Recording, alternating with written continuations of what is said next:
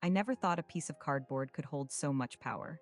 Until today, I'm sitting here in my kitchen, staring at my father's old business card. The edges are worn soft from years of handling, the gold lettering faded but still readable. 23 years I've carried this thing in moving it from purse to purse like some kind of talisman I never understood. This morning changed everything. "You're nothing without me," he said, standing in our bedroom doorway like some kind of king surveying his kingdom. Absolutely worthless. My husband's words hit me like ice water. Not because they were new. God knows I've heard variations of this speech for years. But because this time, something inside me finally cracked. I was folding his laundry.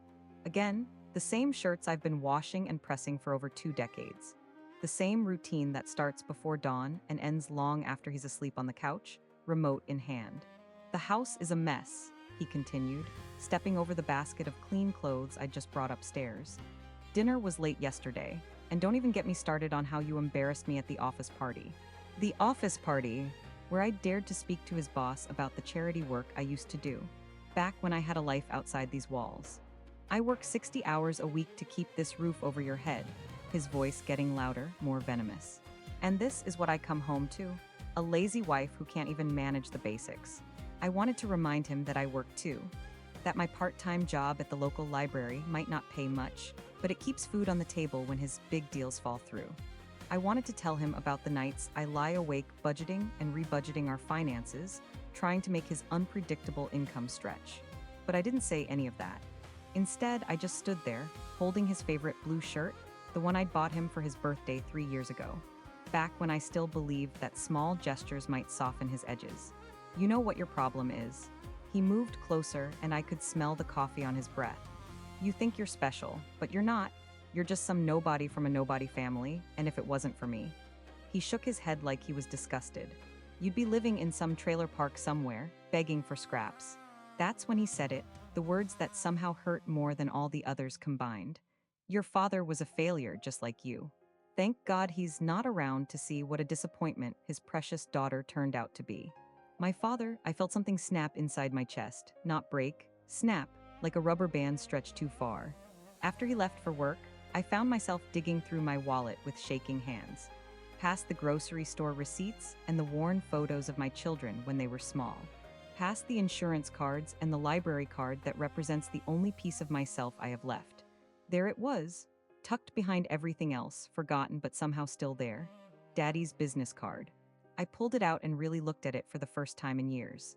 The paper was cream-colored once, now yellowed with age. The lettering was embossed, professional, expensive looking, even after all this time. And suddenly, I remembered. I was 12 when my father died. Heart attack at 52, gone before the ambulance could even arrive. I remember the funeral, remember the endless parade of people in dark suits telling me how sorry they were for my loss. But what I'd forgotten, what 23 years of being told I was worthless had somehow erased from my memory, was how those people talked about him. "Brilliant businessman," they whispered, "built an empire from nothing, left quite a legacy. That daughter of his is set for life." Set for life.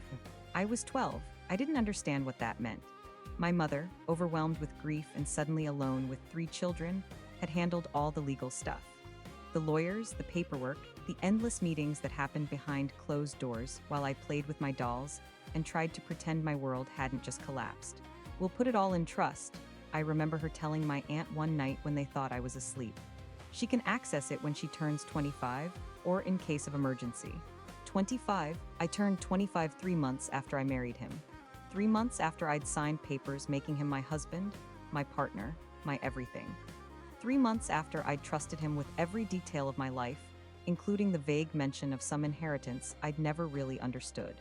"Don't worry about all that legal nonsense," he'd said when I brought up the trust fund. "I'll handle the money stuff, you just focus on being a good wife." And I did, God help me, I did. For 23 years, I focused on being a good wife. I cooked and cleaned and raised our children and worked my little part-time job and never, ever questioned where that money went. Never asked why we struggled to pay bills when I supposedly had an inheritance. Never wondered why he handled all the finances while keeping me on an allowance like a child. Never thought to ask, until today. Now I'm sitting here, turning this business card over in my hands, and I can feel something awakening inside me. Something that's been sleeping for decades, buried under years of being told I was nothing, nobody, worthless. If you believe a woman's worth isn't measured by her husband's opinion of her, please leave a like. Because tomorrow, I'm going to find out exactly who my father really was, and who I'm supposed to be. I never thought I'd become the kind of woman who flinches when footsteps approach the kitchen. But that's what 23 years does to you. 23 years of making myself smaller and smaller until I almost disappeared completely. I wasn't always this broken. I remember being 19, full of dreams, working as a secretary at the insurance office downtown. My fingers flew across those typewriter keys like they were piano keys, and I took pride in my perfect letters, my organized filing system. The other girls would ask me to help with their work because I had this gift for making everything neat and orderly. I remember the smell of carbon paper on my fingertips at the end of each day, the satisfaction of a job well done. I had my own little apartment above the bakery, and every morning I'd wake up to the smell of fresh bread rising. I felt capable, independent, like I could take care of myself. Then I met him. He was 28, already climbing the corporate ladder at the manufacturing plant. He wore crisp white shirts and carried himself like he owned the world. When he asked me to dinner, I felt chosen, special. He had this way of looking at me like I was the most beautiful thing he'd ever seen. "You're too good for that secretarial work," he'd whisper in my ear during our courtship. "A woman like you deserves to be taken care of. Let me do that for you." I believed him. God help me, I believed every word. When we married, I quit my job without a second thought. I was going to be a wife and someday a mother. That felt like the most important career in the world. I threw myself into it with the same dedication I'd given my filing system. I learned to cook his favorite meals from scratch. Pot roast that fell off the bone, biscuits that rose perfect and golden in the oven. I'd spend hours in the kitchen, flour dusting my apron, the smell of onions and herbs filling our little house. My hands grew rough from washing dishes, from scrubbing floors, from the constant work of keeping everything perfect for him. I sewed curtains for every window, matching the colors to the seasons. Spring brought soft yellows and greens, autumn meant deep oranges and browns. I'd sit at my sewing machine late into the evening, the rhythmic hum of the needle creating tiny, perfect stitches. My fingertips developed permanent indentations from the thimble I wore. Every morning, I'd iron his shirts while the coffee percolated. The steam would rise from the iron, carrying the clean scent of starch. I'd press each collar, each cuff, making sure there wasn't a wrinkle anywhere. His appearance reflected on me, he'd remind me. People judged a man by how his wife cared for him. I memorized his schedule, his preferences, his moods. I knew which tie he'd want with which suit. I knew he liked his coffee black with exactly one sugar cube. I knew he needed 20 minutes of silence when he came home from work before I could speak to him about my day. When I got pregnant with our first child, I glowed with purpose. This was what I was meant for: nurturing, caring, creating a home. I spent months preparing the nursery, painting the walls a soft mint green, sewing tiny clothes with delicate smocking across the chest. My swollen fingers moved carefully across the fabric, each stitch a prayer for the little life growing inside me. I gave birth to 3 children over 7 years, 3 perfect babies who I nursed and rocked and sang to sleep.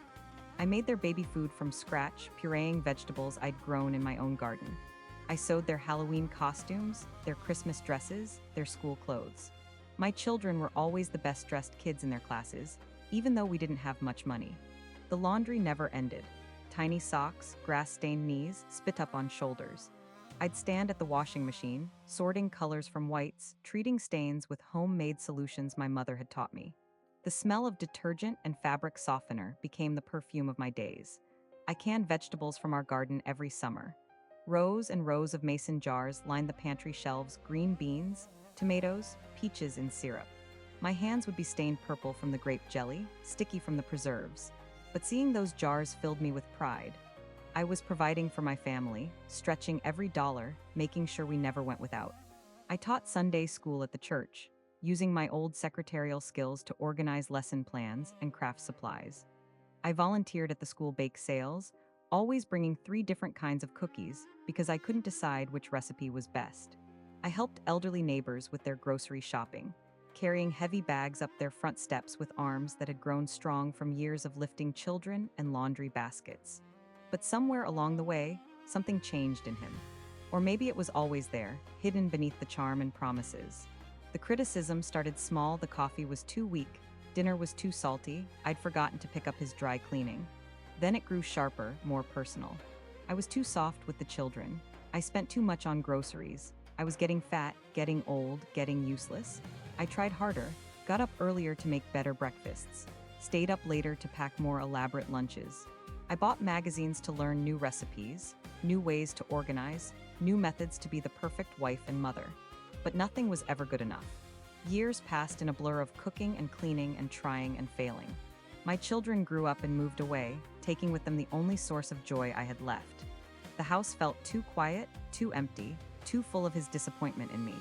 I developed arthritis in my hands from all those years of washing and ironing and scrubbing. My back ached from bending over the garden, the stove, the endless piles of laundry. But I kept going because this was my life, my purpose, my sacrifice. Until today, until he called me worthless and spat on my father's memory. Until something inside me finally said, "Enough." I look at my hands now, these weathered, capable hands that have given everything to this family. They may be scarred from burns and cuts from all those years in the kitchen. They may shake slightly from exhaustion and stress. But they're still my hands. They still know how to work, how to create, how to care. Maybe. Maybe they remember how to fight back too. I never thought the man I married would look at me with such disgust.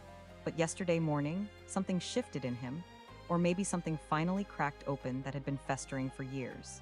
It started over something so simple. The washing machine had been making that grinding noise for weeks, and I'd been hand washing our clothes in the sink, hanging them on the line behind the house. My hands were raw from the detergent, my back aching from bending over the basin. I waited until he finished his coffee, choosing my moment carefully like I'd learned to do over the years.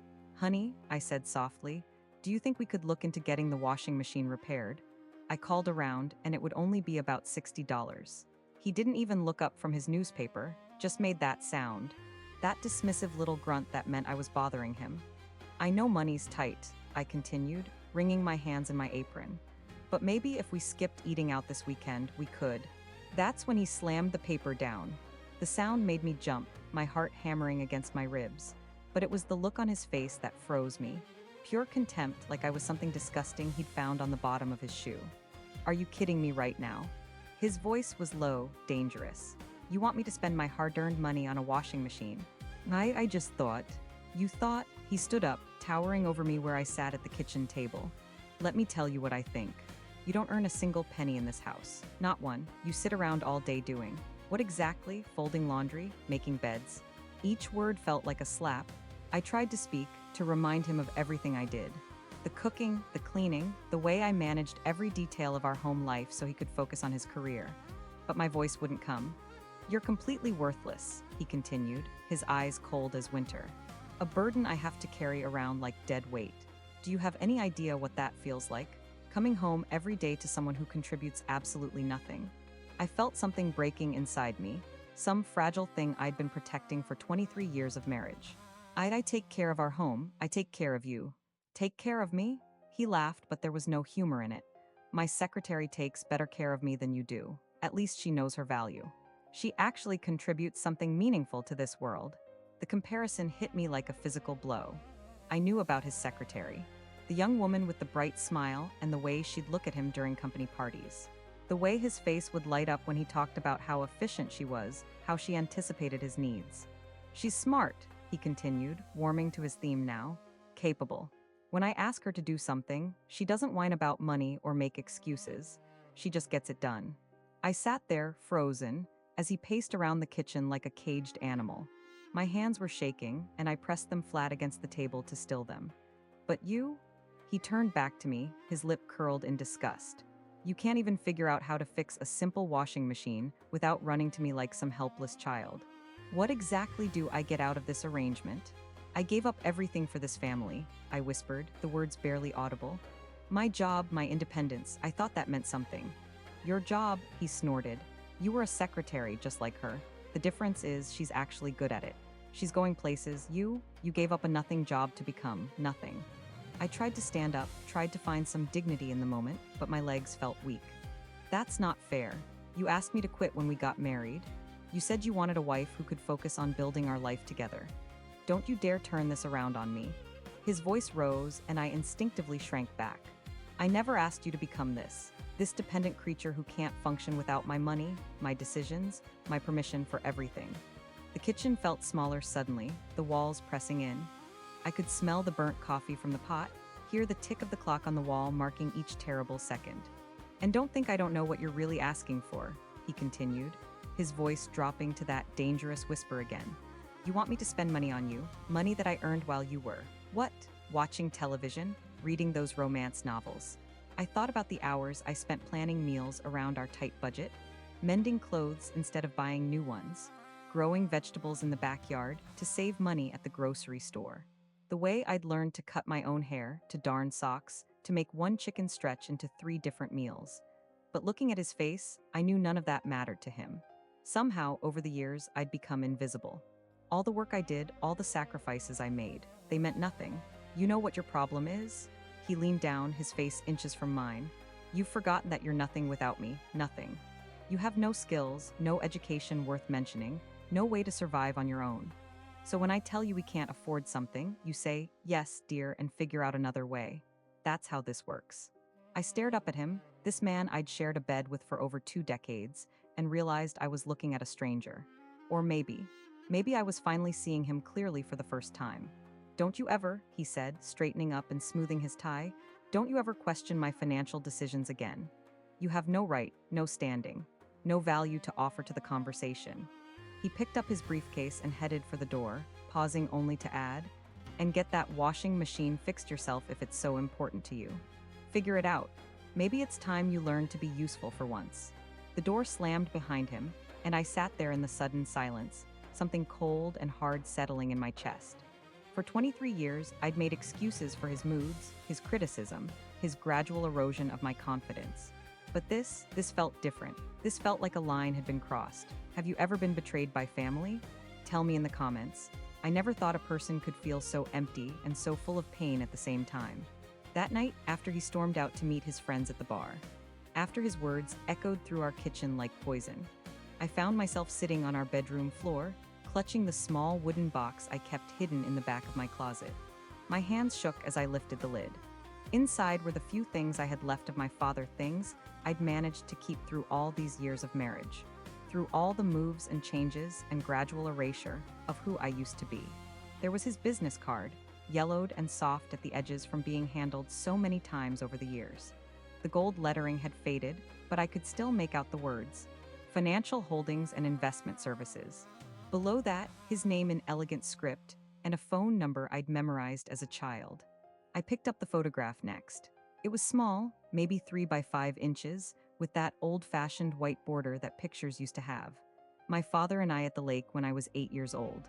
I'm wearing a yellow sundress with tiny flowers on it, and he's got his arm around my shoulders, both of us squinting into the sun and grinning like we owned the world. I remember that day so clearly. He'd taken me fishing for the first time, and I'd been so excited I could barely sit still in the boat. Princess, he'd said, using that special nickname he had for me, someday you're going to be a strong, independent woman. Don't ever let anyone make you forget your worth. The tears started then, silent and hot against my cheeks. I pressed the photo to my chest and let them fall. Worthless. That's what my husband had called me, worthless. I looked around our bedroom, the room we'd shared for 23 years, and tried to find any trace of the woman I used to be. The dresser held only his cologne, his watch, his cufflinks. My jewelry box sat in the corner, but it contained nothing valuable anymore. Just costume pieces and the pearl earrings my mother had given me for my wedding. Even the walls reflected his taste. Beige paint, conservative prints in matching frames. Nothing bold, nothing personal. Nothing that screamed, a woman lives here too. I opened the business card again and read the address. My father's office had been downtown, in one of those old buildings with marble floors and brass elevators. I used to visit him there sometimes after school, and his secretary would give me peppermints while I waited for him to finish his meetings. Mr. Johnson, she'd always say with such respect in her voice, your daughter is here. And he'd drop everything to see me, no matter how important the client or how urgent the paperwork. I was somebody then, I was his princess. I was worth dropping everything for. The memory hit me like a physical blow the day before my 25th birthday, sitting in the lawyer's office while my husband handled all the paperwork. There had been forms to sign, documents about my inheritance, my father's trust fund that was finally mine to claim. "Don't worry your pretty head about all this legal mumbo-jumbo," my husband had said, squeezing my hand. "I'll take care of everything, that's what husbands do." And I'd trusted him. God help me, I'd trusted him completely.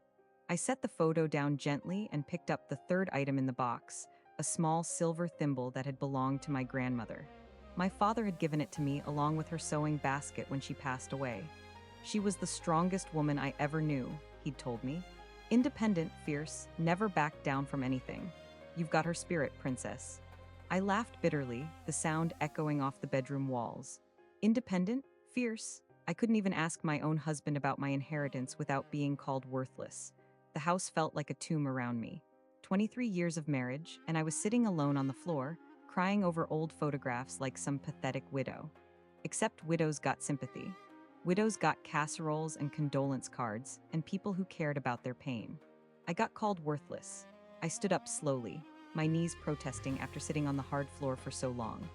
In the mirror across the room, I caught sight of myself, gray roots showing through my brown hair, lines around my eyes that hadn't been there when I was young and vibrant and full of dreams. When had I stopped seeing myself as beautiful? When had I started believing I wasn't worth kindness, worth respect, worth love? I walked to the window and looked out at our neighborhood. Other houses, other families, other women who might be sitting in their own bedrooms right now, wondering how they'd become so invisible in their own lives. The street was quiet, peaceful. A dog barked somewhere in the distance. Normal sounds of a normal evening in a normal life, but nothing felt normal anymore. Something had shifted today when he called me worthless. Something had cracked open inside me, and I couldn't close it back up. I returned to the box and carefully placed the photo and thimble back inside. But I kept the business card, turning it over in my hands, studying every faded detail. My father had been successful, respected. He'd built something from nothing and left me an inheritance that was supposed to secure my future. He'd trusted me to be strong enough to handle it. Instead, I'd handed it over to a man who now called me worthless. The tears came harder then, ugly sobs that shook my whole body. I pressed my face into my hands and let it all out. 23 years of swallowed pride, buried dreams, and slowly disappearing self-worth. I cried until my chest ached and my eyes burned. I cried until there was nothing left but a hollow, echoing emptiness where my heart used to be. When I finally stopped, the house was completely silent. He still wasn't home. Maybe he wouldn't come home at all tonight. Maybe he'd found somewhere else to be, someone else to talk to, someone who wasn't worthless. I looked at my father's business card one more time, memorizing the address, the phone number, the elegant script of his name. "Don't ever let anyone make you forget your worth," his voice whispered in my memory. I had nothing left to lose, nothing left to give, nothing left to sacrifice on the altar of a marriage that had slowly consumed every piece of who I used to be. But maybe I had something left to find. I barely slept that night. Every time I closed my eyes, I saw my father's face, heard his gentle voice telling me I was his little princess. The business card felt like it was burning a hole in my palm where I clutched it against my chest. When morning came, I waited until my husband left for work. I heard his car pull out of the driveway, and something inside me shifted. For the first time in 20 years, I didn't start the laundry. I didn't make the bed.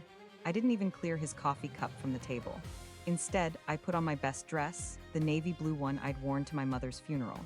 My hands shook as I applied lipstick, staring at myself in the bathroom mirror. When had I become this woman? This ghost of who I used to be? The drive downtown felt like traveling through time. I passed the old department store where I used to work, now a chain pharmacy. The coffee shop where my father would take me for hot chocolate after our bank visits.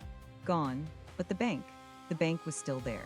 Bigger now, with marble columns and brass fixtures that gleamed in the morning sun. I sat in my car for 10 minutes just breathing.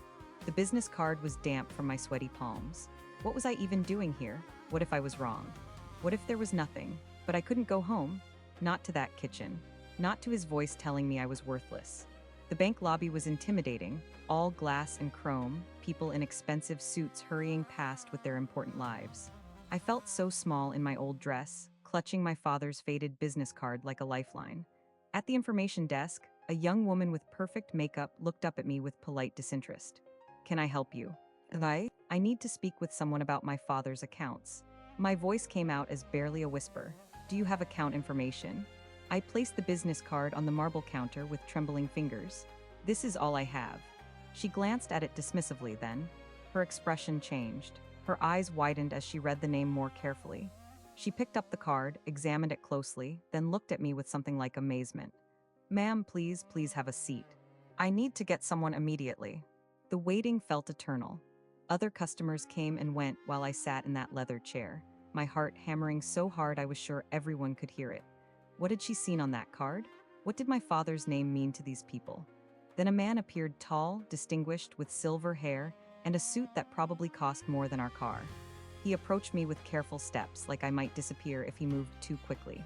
"Ma'am, I'm the branch manager. Could you please come with me?" His office was enormous, with windows overlooking the city and awards covering the walls. He gestured to a chair across from his massive desk, but instead of sitting behind it, he pulled up a chair next to mine. "May I see the card again?" I handed it over, watching his face as he studied it. His expression grew more serious with each passing second. "Ma'am," he said finally, his voice almost reverent, "do you understand what you're holding?" I shook my head, afraid to speak. "This card, your father, he was one of our founding investors, one of the original partners who helped establish this institution." He paused, studying my face. "You're his daughter." "Yes, but he died when I was 15. I don't understand." "Ma'am, your father's investment portfolio. It's been growing for over 30 years, compounding, reinvesting. You're not just a client here." He leaned forward, his voice dropping to an odd whisper. "You're one of our most significant stakeholders." The room started spinning. "What are you saying?" He stood up, walked to his computer, typed something, then stopped. His face went pale. "Dear God," he whispered, then immediately caught himself. "Forgive me. Ma'am, according to our records, you should have been contacted on your 25th birthday. There was supposed to be a meeting, paperwork. Did anyone ever reach out to you?" 25, my 25th birthday. I remembered. The papers my husband had handled. The documents, he said, were just insurance stuff that I was too emotional to deal with so soon after losing my job to stay home with the baby. "My husband, he handled things. He said it was just." "Ma'am," the manager's voice was urgent now. "Your current portfolio value is." He turned the computer screen toward me. The number didn't make sense, too many digits. I blinked, counted them again. That can't be right." "Ma'am, you're worth over $12 million. The chair beneath me seemed to disappear. The room tilted sideways. $12 million. While I'd been counting grocery coupons and apologizing for needing washing machine repairs. The dividends alone should have been providing you with substantial monthly income for decades. Where have those payments been going? My husband who handled all our finances, who told me we could barely afford groceries while I watched him buy new suits and take his secretary to expensive lunches. I think," my voice cracked, "I think my husband has been managing things." The manager's expression darkened. "Ma'am, if someone has been intercepting your rightful inheritance without your knowledge, that's a very serious matter. We need to freeze all accounts immediately and contact our legal department." He was already reaching for his phone, but I held up my hand. "Please, I need to think. This is also." "Of course, but ma'am, you need to understand you're not dependent on anyone. You never were. You're one of the wealthiest women in the state." I stood on shaking legs, the business card still clutched in my palm. My father's card, my father's gift. The gift that had been stolen from me for 20 years while I was told I was worthless. "Ma'am," the manager stood too, his voice gentle now. "Whatever you need, whatever you decide to do.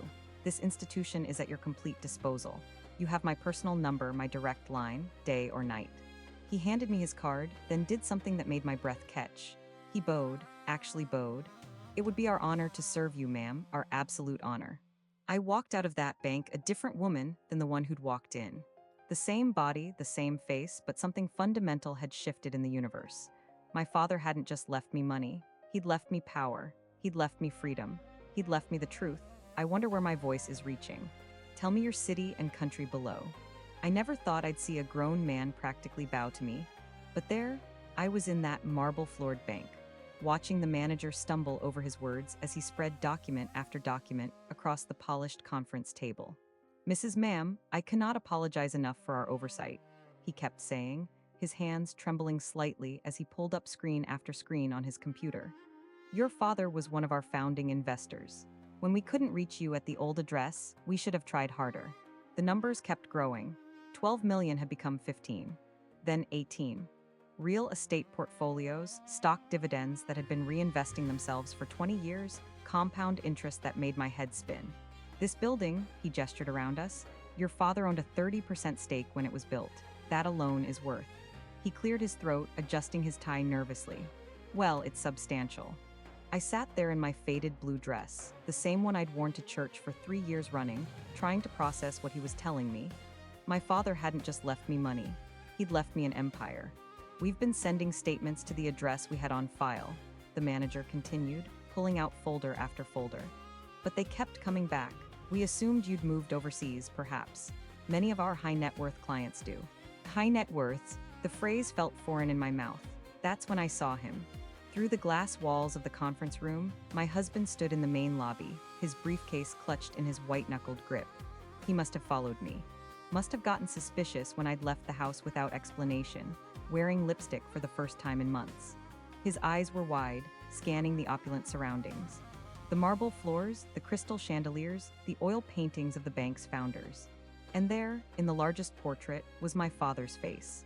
I watched my husband's expression change as recognition dawned. His mouth fell open slightly as he read the brass nameplate beneath the painting. Ma'am. The manager had noticed my distraction. Is everything all right? Would you like me to call security? I shook my head, never taking my eyes off my husband. No, let him watch. The manager followed my gaze and straightened his shoulders. Ah, I see. Well, perhaps this is good timing then. He raised his voice slightly, ensuring it would carry through the glass. As I was saying, the quarterly dividends alone amount to more than most people make in a year. We'll need to update all your contact information, of course, and discuss your investment preferences going forward. My husband pressed closer to the glass, his face pale now. I could see him trying to read the documents spread before me, trying to understand why bank employees kept approaching our table with respectful nods, why the manager himself was personally handling my account. Mrs. Ma'am, another employee appeared at the manager's shoulder, whispering something urgent. Ah, yes, the manager turned back to me with an almost apologetic smile.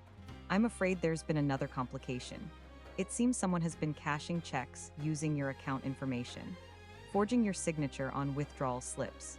We'll need to involve our fraud department, but I want to assure you that every penny will be recovered. My blood went cold. 20 years of handling the finances. 20 years of him telling me we could barely afford groceries while my inheritance grew into a fortune. How much? My voice was barely a whisper. Conservatively. About 200,000 over the past decade. But don't worry, we have everything documented. Every forged signature, every fraudulent transaction. Our legal department will handle everything. I looked up to see my husband backing away from the glass, his face now ashen. He'd heard enough. He knew I knew. The manager was still talking, explaining investment strategies and trust fund options, but I was watching my husband flee through the lobby like a man running from a fire. His briefcase bounced against his leg as he pushed through the revolving doors, not even looking back. Ma'am, the manager's voice brought me back. I know this is overwhelming. Perhaps we should schedule another meeting. Give you time to process everything. I shook my head, straightening my shoulders. No, I want to see it all. Every statement, every investment, every property. I want to understand exactly what my father left me. And what my husband stole. For the next 2 hours, they laid it all out. Properties in 3 states. Stock portfolios that had weathered every market crash and emerged stronger. A trust fund that had been quietly growing while I darned socks and clipped coupons. We'll have a car service take you home, the manager offered as we finally finished. And I'll personally ensure that new cards and account information are expedited to you. You'll have full access to everything by tomorrow morning. I nodded, gathering the copies of documents they'd made for me. 20 years of financial statements, 20 years of wealth I never knew I had. As I walked through that lobby, past my father's portrait and out those gleaming doors, I realized something had fundamentally changed. Not just my bank account, but me. I wasn't the worthless woman who'd scrubbed floors this morning. I wasn't the burden my husband had convinced me I was. I was my father's daughter, and I was done being afraid. The car service was waiting, a black sedan with leather seats that smelled like success. As we pulled away from the bank, I caught a glimpse of my husband's car parked across the street, him sitting behind the wheel, staring at the building where his world had just collapsed. I didn't wave. That evening, I sat in what I now knew was my father's house. My house. The The deed had been in a safety deposit box I never knew existed, along with stock certificates and investment documents that painted a picture of a man who'd built an empire while I was growing up thinking we were barely middle class. The doorbell rang. Through the frosted glass, I could see his familiar silhouette. My husband, still in that wrinkled shirt from this morning when everything changed. I opened the door slowly. He stood there with his shoulders hunched, hands shoved deep in his pockets. Gone was the man who towered over me in our kitchen, spitting venom about my worthlessness. I had no idea, he stammered, his voice barely above a whisper. About any of it, the money, the properties, your father's investments. We can work this out. I was wrong about everything. I stepped aside to let him in, watching as his eyes took in the mahogany furniture, the oil paintings, the crystal chandelier that had hung over my childhood dinners. This house held memories he'd never been part of, a life he'd convinced me to abandon. Sit down, I said quietly, gesturing to my father's leather armchair. He perched on the edge like a nervous child. I know what you're thinking, he began. About the money, about how I handled things. Handled things? The words came out sharper than I intended. Is that what you call forging my signature for 20 years? Stealing $200,000 from accounts I didn't even know existed? His face went pale. I was protecting you from the burden of managing all that wealth. You were so young when we married, so innocent about financial matters. I was 25, I said, my voice steady now. Old enough to make my own decisions. Old enough to know when someone was lying to me. I walked to the mantel where I'd placed my father's business card in a simple silver frame, right beside his photograph. The same photo that used to sit on my dresser until my husband convinced me it was clutter. You called me worthless this morning, I continued, not turning around. You stood in our kitchen and told me I contributed nothing, that your secretary was more valuable than your own wife. I heard him shift uncomfortably behind me. I was angry about the washing machine, about money being tight, I didn't mean. But you did mean it. I turned to face him, and for the first time in years, I felt completely calm. You meant every word, because that's how you've seen me for decades. A burden, a disappointment, something to be managed and controlled. Tears started rolling down his cheeks. Please, I love you. We have 23 years together. 23 years of you systematically destroying my confidence, I said softly. 23 years of you making me believe I was lucky to have you, when the truth was, you were the lucky one. I sat down across from him, my hands folded in my lap. Do you know what I remembered today? Sitting in that bank manager's office being treated like I mattered. I remembered who I used to be. His eyes were red-rimmed, desperate. You can be that person again, we can start over. No, I said simply, we can't. Because worth isn't about money. It's about how you treat people when you think they have nothing to offer you. And you showed me exactly how worthless you believed I was. I stood up, feeling my father's strength flowing through me. The same strength that had built a business empire while remaining humble enough to let his daughter choose her own path, even when that path led away from everything he'd built. I'm filing for divorce tomorrow, I continued. You can keep the house we shared. I never want to see those kitchen tiles again anyway, but you can't keep me.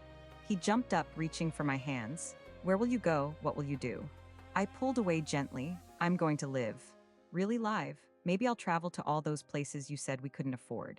Maybe I'll go back to school, learn something new. Maybe I'll just sit in this garden and read books without someone telling me I'm wasting time. As I walked toward the front door, I paused. I hope someday you find someone who makes you feel as valuable as you made me feel worthless. Everyone deserves to feel worth something, even you. He followed me to the doorway, his voice breaking. I'm sorry, I'm so sorry for everything. I know you are, I said, opening the door. But sorry doesn't give me back 23 years of believing I was nothing. After he left, I walked through my father's house. My house, running my fingers along surfaces that remembered a different version of me.